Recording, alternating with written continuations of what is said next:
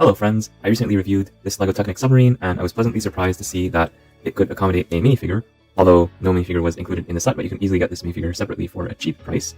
So I was hoping that I could do the same with the LEGO Technic Bush Plane, also released in January of this year. And in fact I already picked out the perfect minifigure, which is this pilot right here from this LEGO City set, also from January 2025. But will this pilot fit inside this area right here? Let's find out. So here's the bush plane already built. I built this without the instructions as always, but I'll do something a bit different in this video. Instead of just showing you bag by bag the 5 bags that we used to build this thing, I'll jump straight to the good part and that is modifying it to fit the minifigure. But let's just talk about the plane first. So basically it's a small one-seater plane even with modifications, and it has this approximate size. Here it is compared to a minifigure like standing right next to it. And here it is next to the submarine that I built recently, also without the instructions. You can see here they have roughly the same footprint. The plane is a little bit cheaper because it has less parts, just because there's a lot less stuff over here and the wings are pretty flat. So not too much to say about the plane itself. What you see is what you get here, except for this mechanism right here, which is pretty interesting. So the idea is that you press down with this lift arm right here, these couple of lift arms, and the propeller will spin. And this only works when the plane is right side up. When it's upside down, pressing this thing will do nothing because gravity will pull this gear down here, and so it won't be attached to anything. So that's a pretty interesting mechanism. When it's upside down, you can spin the propeller both ways. And this is also a good opportunity to look at the engine and the pistons. We've already seen this before in other sets. Just a reminder of what that looks like, so simple yet effective. But when it's right side up, then this is going to go down, and it basically acts as a ratchet, so the propeller can no longer spin this way, only this way. And we press this thing here, which is going to move a bunch of gears to make it spin like this, which is quite effective, and we're going to want to preserve this mechanism when we modify the set to accommodate a minifigure. So how are we going to do that? Well, I did some design work and I figured out that we're going to need these pieces right here. And I'll put up a part list on the screen so you can see the part IDs and you can order them if you want. You don't need to use these exact pieces. You can use similar pieces in color or shape as long as they lead to the general intended effect. So just eyeballing it, we have 15 parts here, so approximately $1 or $2 US or Canadian currency, doesn't really matter here. So these are parts that you should be able to get for less than $2 plus shipping, of course. You probably have most of these pieces lying around in your LEGO collection. So now I'm going to walk you through how I'm going to modify this plane to accommodate a minifigure using the parts we've just looked at. The main idea here is that we want to push the nose of the plane by one module or one stud to accommodate that minifigure, just to have more space. So we're going to push everything here by one stud.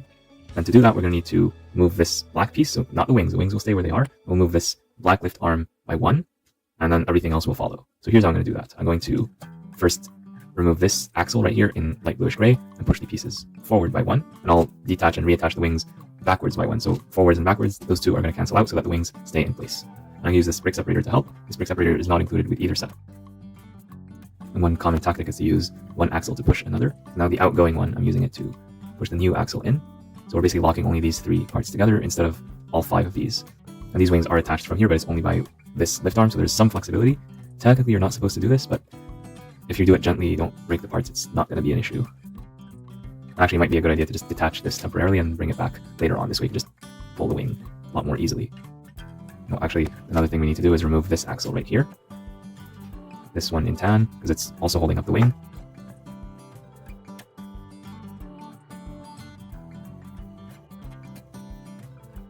You might notice that these pieces are extremely stubborn, so in this case it's often useful to just take apart the whole thing and put it back together. Now these pieces are very stiff, especially when new. I'll take this opportunity to flip these sprue marks so that they're less visible from the top side. So the piece that we care about right here is this black lift arm, and we're going to want to push that forward. So the way we do that is basically moving everything else backwards by one compared to the one right here. Before we reattach this, probably best to start moving the nose from now.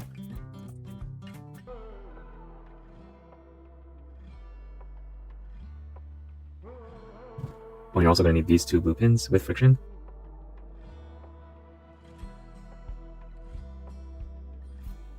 Actually, now that I'm building it, I'm realizing that we actually need to remove these yellow pieces and replace them with the black axles and not here, because these would otherwise block the piece that would go there.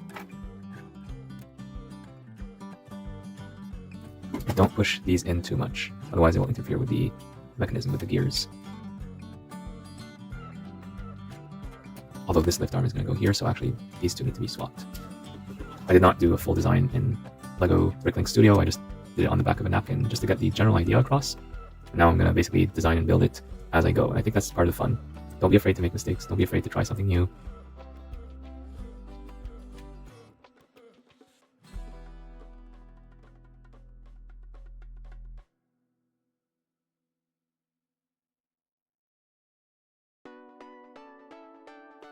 Looks like I misjudged the amount of space that this would take, so I have to rethink how I'm doing this. Because if I put the plates right here, then the minifigure would be hitting this propeller thingy, or this axle thing that spins a lot, which defeats the purpose. So ideally I want to have this pushed, but also this pushed by one, or if there's a way for me to basically have a seat that grows out from these pieces instead of from down here, I think that would be better.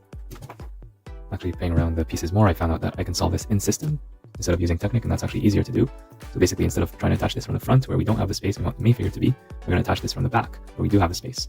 So I'm going to put a hollow plate on top of this regular plate. It needs to be hollow so that we can attach this piece on top of it. So it kind of acts as a reverse jumper in this place.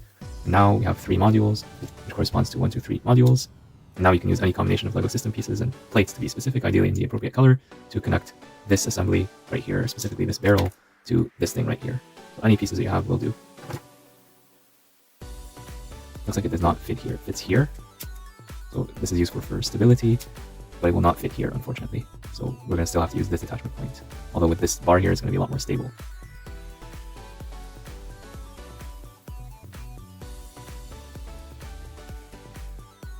So putting in the minifigure, this time they will not hit the axle right here. Even if we lean them back, there's still a safe distance between them and the axle, so that's good. Also, these pieces are a bit more forward, so it feels like they're better covered by this. Although, of course, because of the height of the plate, now the minifigure is sitting a bit higher than at the beginning of the video. But this is a compromise that I'm willing to accept, because otherwise I'd have to push this piece up, and that would change a lot more things. And with a bit of effort and rummaging through my pieces, I was able to come up with this solution. Sorry for the color inconsistency here. It's just the parts I was able to find on hand quickly, but you do get the idea either way.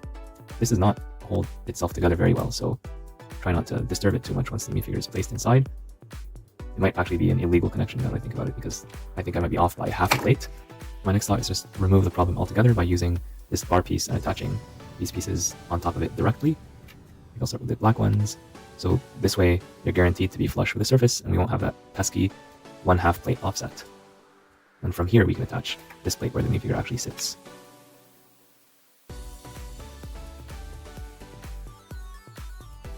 So we actually do need a 1x5 plate exactly like this. And then this one can fit here directly. I've been going through all sorts of sets and loose parts that I have all over the place to find these pieces. And I'm doing this without any pre-planning, that's why all the parts are haphazard. I think now we can start putting everything back together. And this is the final result after putting all the pieces back together, almost exactly in the same way that we took them apart with some minor changes I already explained. So this is the end result. Let's take a look from all the angles. If you have not seen the set before, it's a good time to basically get my review of the set at the same time. I do like the plane in general. I like the color scheme. I like the patterns. In general, I don't like stickers, but these stickers are okay. I like the zebra pattern. I think if it wasn't for these extra parts on them in red, you could also use this for an actual zebra animal, or maybe a zebra mech or other kind of robot. The play mechanism still works. We press this thing, the propeller still spins. And here's what that looks like with the minifigure looking on, and that's a pretty good look right there. Yeah, very imaginative. And it reminds me of one of the early Bricklink sets, so that's pretty cool. This thing is very swooshable and very playable. I wish this wheel would rotate just to make it easier to turn this thing when playing with it on the ground. I do think that these are a good thing to have. So on the main wings and these rear wings, we have these flaps that can go up and down. So this is pretty nice, although I don't like the fact that this is hollow and that this is hollow. So I think that could have been improved. In the default set, these do not stick out as much, but I pulled them out just to make the propeller spin without any friction. So I'm not going to complain about these exposed axles right here, because they're not there in the default design. I will complain about the fact that they did not design it to include a minifigure from the get-go, so I had to make some modifications to make this work. And also they did not include a minifigure. So to wrap up my thoughts on this set, in terms of building it without the instructions, most of it was very straightforward. There were 5 bags, and you start building it from the inside out. And in the 3D view for those intermediate steps, you do see that everything is upside down at the beginning, and it's relatively easy to see where each of these gears go. So just because of the number of pieces that you have in each bag through the process of elimination, you're able to build this without the instructions without too much difficulty. In terms of the modified build that I just did, that one I struggled a bit to go from my theoretical design, which I did a bit informally just on the back of a napkin, not literally, but you get the idea, but translating that into the actual LEGO pieces to be used, that was a little bit difficult because there were things I did not account for, like the half plate offset right here, so I had to go back to the drawing board and try something different. So I ended up not using these pieces in the end, for example. So there's a difference between the pieces that I actually used and the pieces that I used here. And so in the end, here's the part list of the pieces I ended up using for real, which is different from the part list that I started off with. But that's how design goes. You think you have something figured out, and then you try it in practice and like, oh, I didn't think of that. And whether it's software development or whether it's building a plane with LEGO Technic, oftentimes it's all about solving problems. So yeah, I learned a lot by building the set, first of all, as it is, and I like the mechanism right here that's gravity driven. So yeah, all of this was very educational to me, and having to think about how I would change this plane to accommodate a minifigure, because I love LEGO minifigures so much, that was the real head scratcher. So it was a lot of work, a lot more work than you think it is, just because you only see the video of a summary of the process, but in reality this took many hours to plan, think about, and then get the pieces and put it all together, even though it's a very small modification. So that makes me respect a lot more the people who do larger modifications and total rebuilds of sets. Those are not easy things to do, and massive respect for people who do that full time. In terms of the price and value of the set, this is a set that costs $28 US or $35 Canadian for 333 pieces. But don't look at the price per piece ratio, look at the price per volume of stuff ratio. I think for that price you get a decent deal. It's an educational and useful thing for kids, but also for adults who want to display this or just play with this thing. So I love play features, and this never gets old. Like I could do this all day. So this is a lot of fun. There's a rubber band here. I wish they included a spare one because this one will break at some point in time. It would have been nice if they gave us 1 or 2 spares. But overall, you can use any rubber band, even if it's not an official LEGO rubber band, it's going to do the same thing. So to me, that's not a big deal, honestly. Although I still think they should have included the rubber band. But more importantly, they should have included at least one minifigure in this set. The set is approximately minifigure scale. Maybe it's a little bit out of scale, but it's generally there. And LEGO does make these aviation minifigures. This particular one is from LEGO City, but there's many others. So they could have just reused those same parts that cost LEGO maybe 50 cents or $1, just add them here. And then it's true that I used extra pieces of my own to accommodate a minifigure, but if they designed it like this from the get-go, probably it would have cost them less than $1 more in the budget. So I'm pretty sure that LEGO is able to afford this, especially because all these sets often go on discounts, 20%, 30% off. So absolutely, LEGO could have designed this to accommodate a minifigure, but for whatever reason, they didn't. You can let them know through the feedback form. Whenever you buy a LEGO Technic set, leave the feedback. At the very end of the instructions, there is a page with feedback, such as this one right here.